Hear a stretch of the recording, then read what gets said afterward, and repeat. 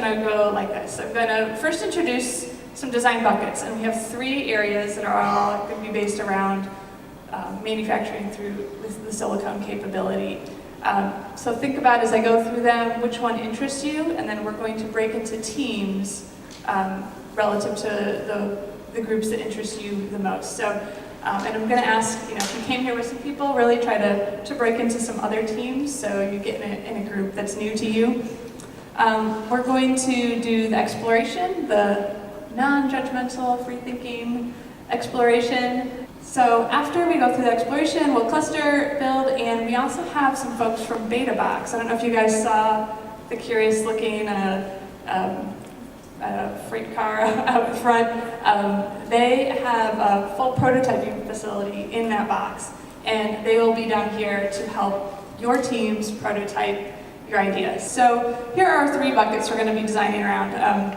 We know that St. Louis has a really big biomed and medical industry, so we wanted to focus some ideas around some cool but medical-focused products. So the first one is going to be a hands-free wheelchair accessory.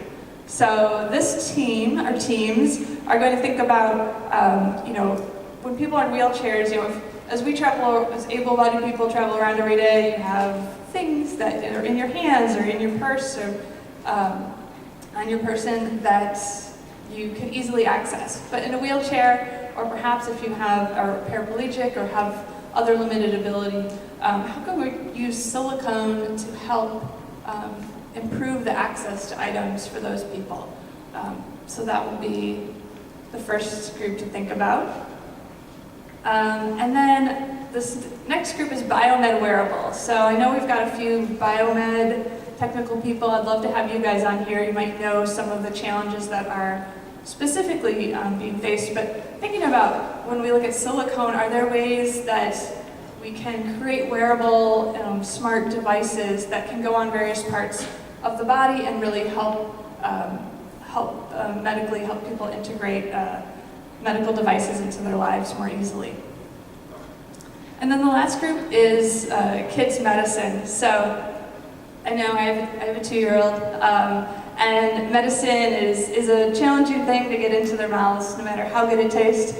And so I think this will be a fun one, is how can we bring in some interest for kids, but also create some new functionality that maybe will make it easier for medicine, whether it's liquid or pill form. That's kind of open-ended right now, but that will be the 3rd group. Now we're going to break into teams. I'm going to just go around and see how many people we have interested in each topic, and then we'll reorganize.